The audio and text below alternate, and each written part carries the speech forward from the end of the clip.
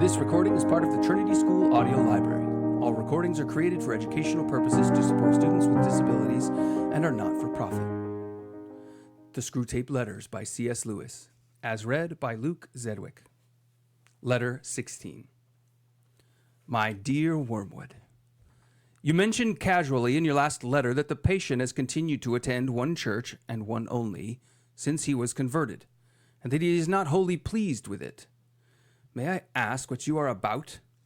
Why have I no report on the causes of his fidelity to the parish church?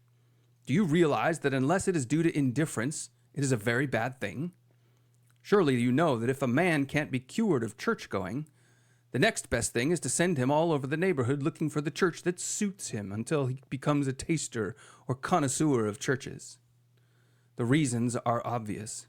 In the first place, the parochial organization should always be attacked, because being a unity of place and not of likings, it brings people of different classes and psychology together in the kind of unity the enemy desires.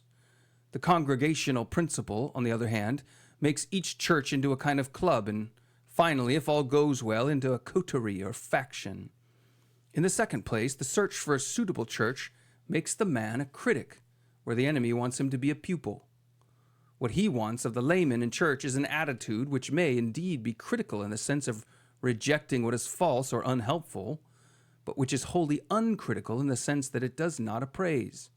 It does not waste time in thinking about what it rejects, but lays itself open in uncommenting, humble receptivity to any nourishment that is going. You see how groveling and how unspiritual and how irredeemably vulgar he is. This attitude, especially during sermons, creates the condition, most hostile to our whole policy, in which platitudes can become really audible to a human soul. There is hardly any sermon or any book which may not be dangerous to us if it is received in this temper. So pray bestir yourself and send this fool the round of the neighboring churches as soon as possible.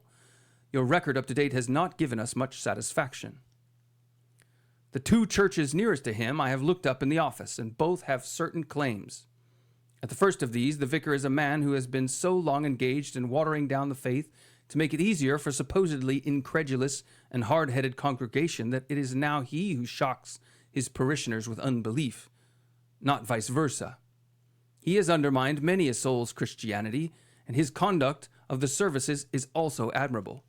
In order to spare the laity all difficulties, he has deserted both the lectionary and the appointed psalms, and now, without noticing it, revolves endlessly round the little treadmill of his 15 favorite psalms and 20 favorite lessons. We are thus safe from the danger that any truth not already familiar to him and to his flock should ever reach them through Scripture. But perhaps your patient is not quite silly enough for this church, or not yet. At the other church we have Friar Spike. The humans are often puzzled to understand the range of his opinions. Why is he one day almost a communist and the next not far from some kind of theocratic fascism?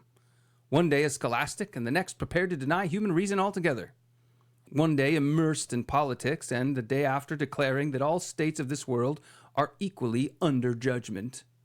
We of course see the connecting link, which is hatred.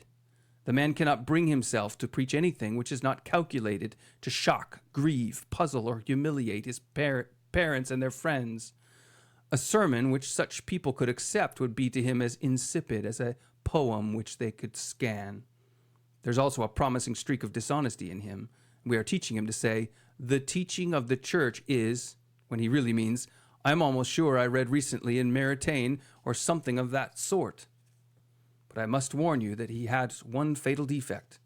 He really believes, and this may yet mar all. But there's one good point which both these churches have in common. They are both party churches. I think I warned you before that if your patient can't be kept out of the church, he ought at least to be violently attached to some party within it. I don't mean on really doctrinal issues. About those, the more lukewarm he is, the better. And it isn't the doctrines on which he chiefly depends for producing malice. The real fun is working up hatred between those who say Mass and those who say Holy Communion, when neither party could possibly state the difference between, say, Hooker's doctrine and Thomas Aquinas in any form which would hold water for 5 minutes. And all the purely indifferent things, candles and clothes and whatnot, are an admirable ground for our activities. we have quite removed from men's minds what that pestilent fellow Paul used to teach about food and other unessentials, namely that the human without scruples should always give in to the human with scruples.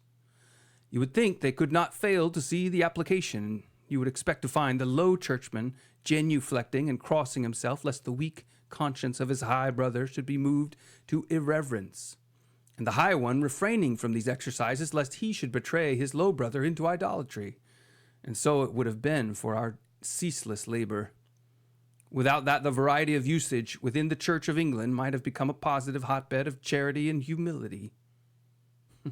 Your affectionate uncle, Screwtape. This recording is a ministry of the Trinity School, a culture-building enterprise focused on education, influence, industry, and the arts. To support this project, visit gracestaten.com/Trinity School.